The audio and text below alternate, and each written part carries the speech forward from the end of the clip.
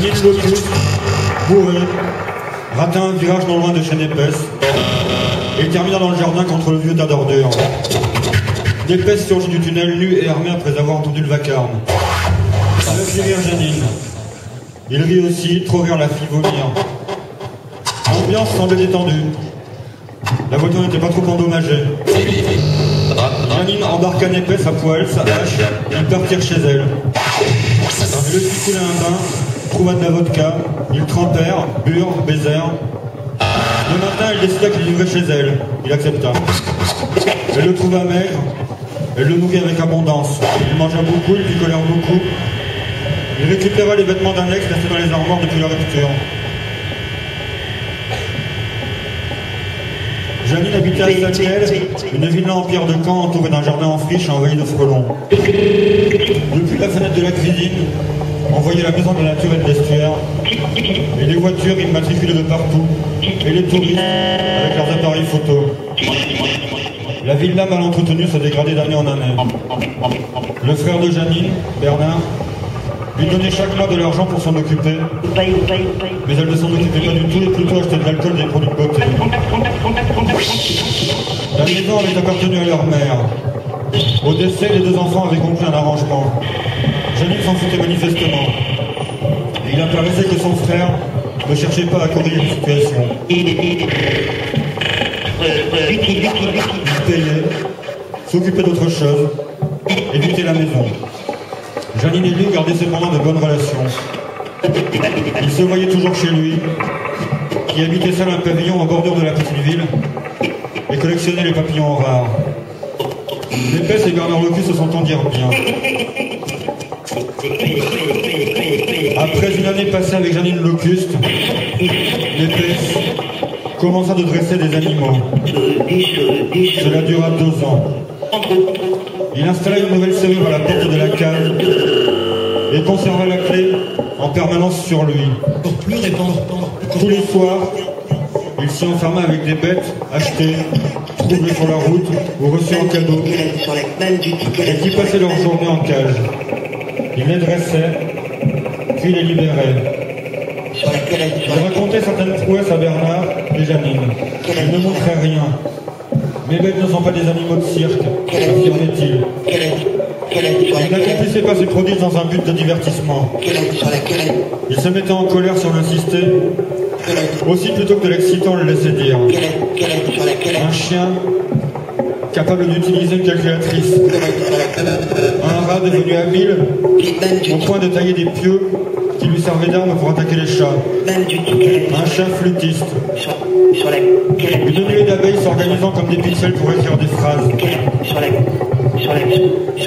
Népès expliquait que dans ses rêves, un crapaud gros comme un camping-car lui apparaissait et lui parlait. Au réveil, il ne se rappelait aucun mot, mais c'était ce crapaud qui lui avait conféré le don, affirmait-il. Bernard en restait comme 2 ronds de flanc. Il manifestait à Népès une sympathie excessive. C'était un sujet de dispute entre lui et sa sœur qui y voyait de la moquerie. Il y avait un chat, un écureuil, 2 chiennes et une trentaine de mouches que Népès ne relâcha pas. Il s'allongeait nu sur le dos. Le chat s'installait entre ses cuisses et lui faisait un anulingus. L'écureuil grimpait sur son ventre et le branlait. Les chiennes se couchaient sur le flanc et se léchaient en 69. Après qu'il avait éjaculé, les mouches venaient sur lui et absorbaient le sperme avec leur trompe. Un soir, il autorisa Janine à regarder.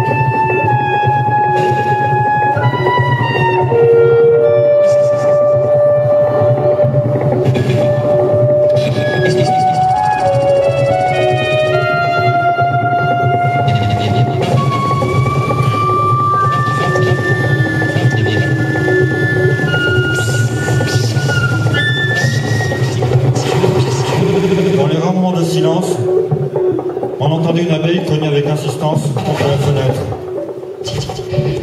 Une épaisse arpentait la pièce. Il remuait les bras dans tous les sens. Le poids considérable du Colt Taurus dans sa main droite ne paraissait pas l'encombrer. Bernard et Janine étaient assis dos à dos, les bras repliés en arrière. Une paire de menottes reliait leur poignet gauche, une autre, leur poignet droit.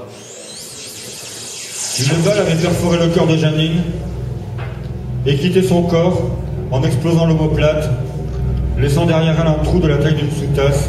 Par où coula une forte quantité de sang qui macula les bras, les jambes, le sol, les murs. Elle portait une verte, imprimée de couleurs.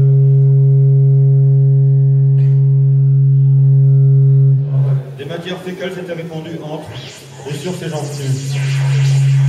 L'odeur s'installait dans la pièce. Une écumose violette et striée de rouge mangeait la moitié du visage de son frère. Une poche de sang lui fermait l'œil, noir. Une tache humide à la puanteur acide s'étendait sur sa poitrine. Il forçait sur les poignets. Il essayait de se relever, mais le poids mort de sa femme l'empêchait. Je l'ai rencontré, je ne sais plus très bien quand. J'aime les mouches. J'ai toujours aimé les regarder voler. À l'école, c'était toujours de ma gueule, les profs. Alors Jean-Jacques, t'es contre les mouches? Ils disaient les connards. Mais maintenant, c'est une mouche qui me donne tous les pouvoirs. C'est Philippe de Flin, bande de cons. Tous mes pouvoirs sur les animaux, c'est elle. Et c'est là avec Philippe qui m'entend. Bernard se débattait, pleurait, gémissait. Elle veut me présenter quelqu'un, putain, un dieu, je crois. Elle veut me présenter un dieu, tu le crois, ça?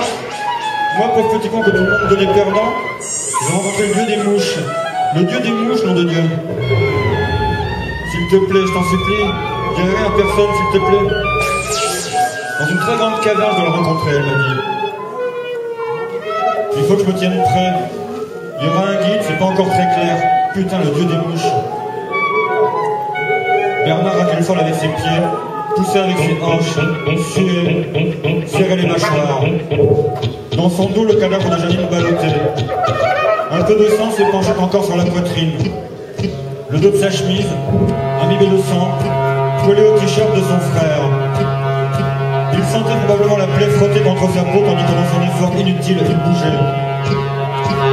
D'abord, elle était là et elle volait. Je l'ai regardée juste comme n'importe quelle autre mouche, comme une mouche normale, quoi, je m'en rendais pas compte. Et puis elle m'a parlé.